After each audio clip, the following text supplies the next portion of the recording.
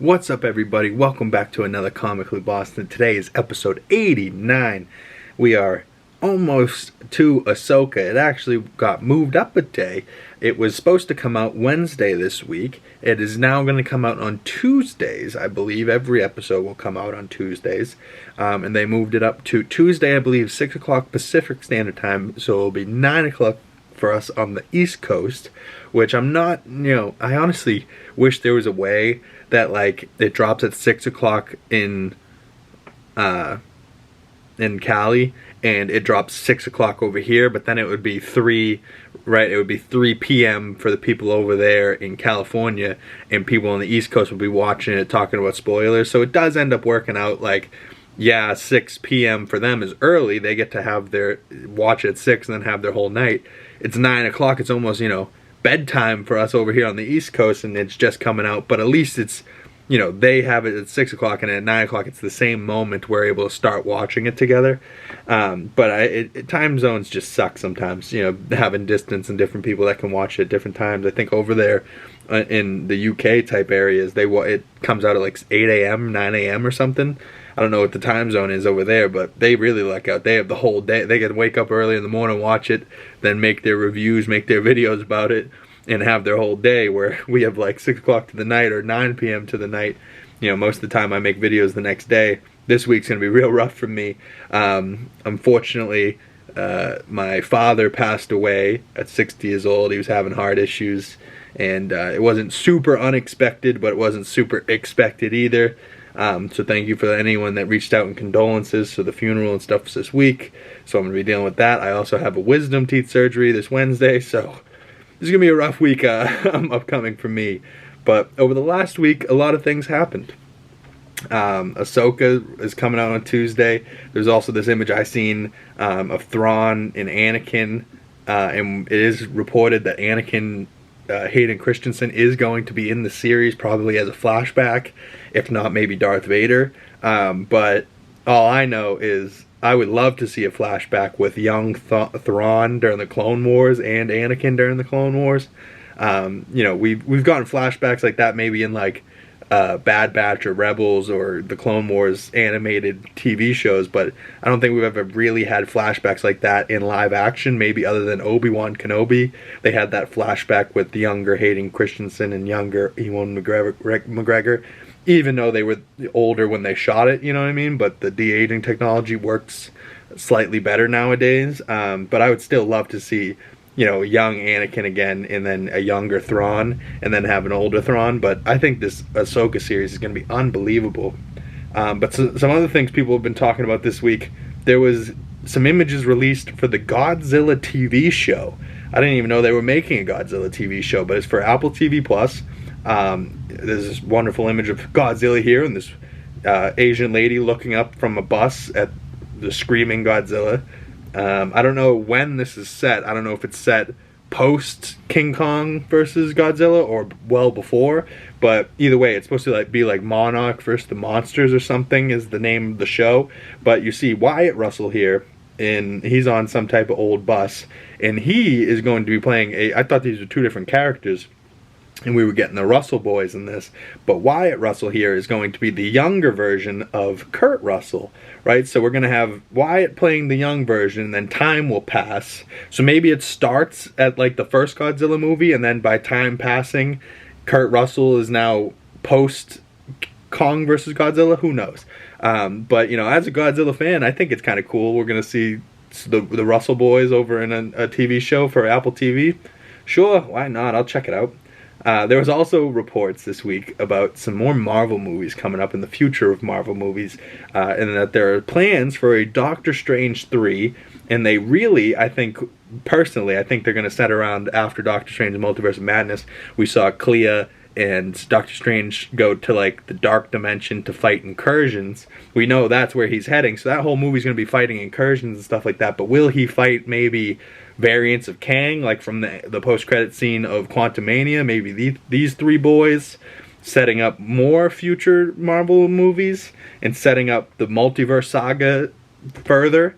Doctor Strange really was the only one that has multiverse straight into the title of his movie, so I don't know. But in other news, The Blue Beetle movie came out Thursday. I haven't gone to see it, right? Like I said, it was been a crazy couple days for me. But the Blue Beetle movie is sitting at a B+ cinema score. So I ain't mad at it. I think the movie does look good. You know, he's also, but you got to think, he's not the most well-known character. So, you know, I want that movie to do well, and I think most people should go see it. I'm going to go see it when I get a chance. This coming up next week, The Flash is going to be coming out on Max, streaming August 25th. I think, honestly, it's not as bad as what its box office did, right? And I understand people have Ezra problems and all types of problems with that movie. But still, when it comes out on Max, check it out for yourself and try and separate the art from the artist and not think of Ezra and just try and think of it as The Flash and see if you like it yourself if you haven't seen it. But I still stand by it. I think The Flash wasn't that bad a movie. There's parts I didn't like about it, you know, and I've talked about that in previous videos, so you guys can go check out my Flash thoughts in those videos. But, you know, I'm kind of excited to see it again for a second time and be able to pause on things that I want to pause and rewatch things that I wanted to rewatch and, you know, really go through again and see the things I wanted to see. But what I'm really excited for is Taika Waititi was talking recently, and he's talking Thor 5, and that the villain of Thor 5 needs to be stronger than Hela from Ragnarok, right? And I don't think necessarily Gore the God Butcher was weaker than Hela, but they didn't use him as more powerful than Hela, you know what I mean? Like, but I also understand what he did in the fourth one. The fourth one, Love and Thunder, they went the kid route, right? They added Love, which is Thor's real-life younger daughter, India Hemsworth's or whatever her name is. But, you know, and I wasn't mad at it, right? If I was 7 or 8, that movie would have been killer, right? All the kids get superpowers. A lot of the Marvel executives' kids were in that movie. You know, the Hemsworth kids were in that movie. I'm pretty sure, what's her name? Natalie Portman, I think is her name. Right? Yeah, Portman. Her kids were in the movie. Taika's kids were in the movie. Taika's daughter drew the monsters, right? So, like, he went the kid route. He went the family-friendly route. And I still stand by the first time I seen that movie in theaters, the crowd I was with and the person I was with, we enjoyed that movie, right? We laughed, we had a good time. But after the fact, much like Multiverse of Madness, we were like, our expectations were bigger than the movie they gave us. And, you know, as someone that read the Gore the God Butcher comic book run, Gore the God Butcher should have been crazy, right? And Christian Bale had full potential to make that movie a rated R movie, butchering gods, and that's what us adults wanted. And I still think there's a rated R cut of that movie that could make fans really happy. But I think we're just going to move on past it.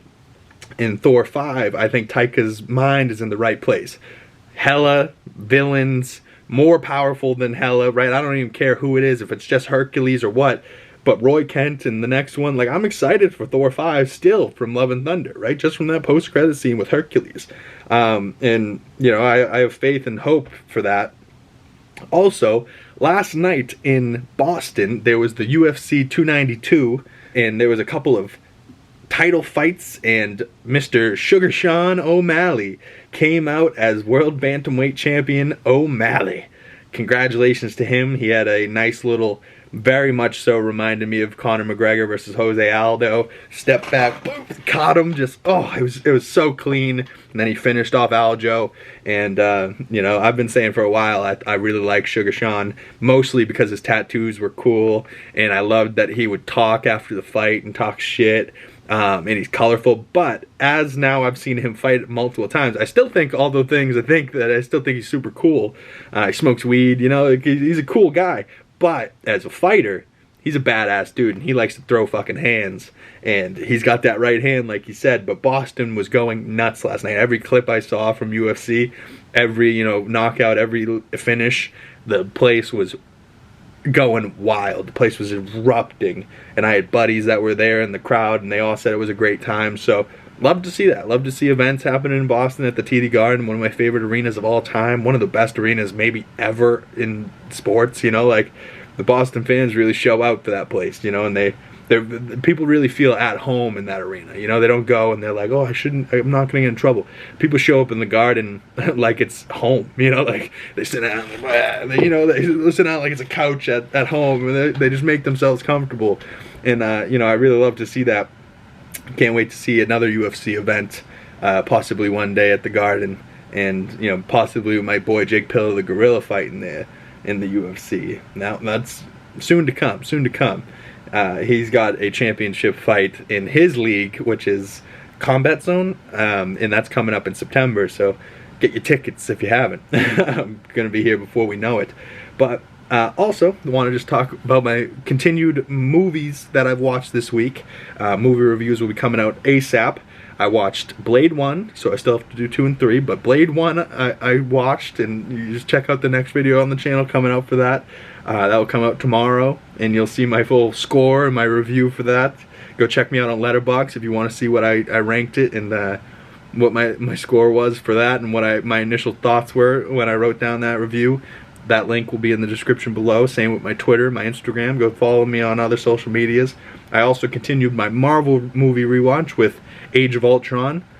Really love that movie. Really love my boy James Spader, his voice from The Blacklist. He's just amazing. Love that. And I also watched They Cloned Tyrone on Netflix. That's with John Boyega, Tiana Paris, and Jamie Foxx. That movie, surprisingly good. Right? Not what I expected, but still like a good movie. One of those movies that you finish and you go, oh, that was a solid ending. Good ending to a movie really makes a movie for me nowadays. Where, you know, you get to the end and you feel satisfied. That's a satisfying ending, right? Like you get to the end of that movie and the whole time you're like, whoa, what's going on? Like it keeps you interested, right? Like I like movies where you're interested enough that you're not looking at your phone and a chunk of time has passed and you haven't noticed because you're so into something. That's a good movie, right? Like, and it was just interesting, you know? I don't know if it will have rewatchability to me. I think it was more like a one and done for me. But regardless, I still think it's very solid. I do love Jamie Foxx. I might even rewatch it now that I'm saying it, because there are some parts with Tiana Paris. And if you guys don't know who that is, she's going to be playing Monica Rambeau in the Marvels coming up, and I really like her as Monica. So as Yo-Yo in They Cloned Tyrone, she was hilarious. John Boyega is much more serious in this role, but he's also like very ghetto. He's playing full hood rat, but his character is interesting, very interesting. Fontaine, OG Fontaine, and then you know I like that. The whole movie, you're like, wait, why is it called They Cloned Tyrone? And then they answer that question by the end. That's solid. So go check out that movie. Comment below your thoughts. And then I also am it's Sunday when I'm recording this, so I'm gonna continue my Star Wars movie rewatch. I'm gonna go to A New Hope next, episode 4. Go check out my Star Wars Revenge of the Sith breakdown that I did. I put a lot of effort into that, so I hope you guys enjoy that, because it's not just a normal review where I just talk my thoughts. I actually pulled clips and tons of stuff and broke down my favorite parts, and I went through like 4 or 5 different edits of that because it was copyright, so I had to clip around things. So you know, I'm putting some more effort into things, and I really enjoyed actually putting the effort into that and making that video. So go check that one out. Maybe I'll do some more of those in the future if the views are good on those. And if you guys are enjoying them, but comment below. Yeah, what do you want to see me watch next? We got the Ant-Man coming up next, and like Fantastic Four stick. We're at like 2015 now in my Marvel movie rewatch, other than Blade 1 and 2 and Daredevil and Elektra, but we'll get to those. We still have to rent those movies and get around to them.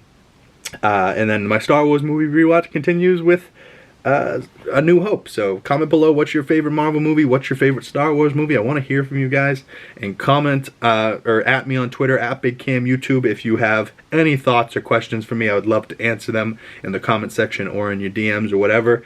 But you guys know where to find me, and I'm always here for any one of you that want to talk, and I always answer every comment or DM that I get. I'm just OCD, so I'm always anytime something pings on my phone, I'm like, oh, what is that? You know, and I'll check it. And even if it's negative, people just, you know, get blocked real quick. You know, like, that's what that button's for. Don't be afraid to block people if they're annoying you. That's what it's for. Twitter was talking about taking away the block button the other day. I was like, that is the dumbest thing I've ever heard in my life. You know how many bots and random spam accounts add me and send me crap? I'm like, listen, this person has no followers, one post. This is clearly a bot. Like, it's not a real person. It's somebody pretending to be somebody else. Like, just block those people, get them out of your life.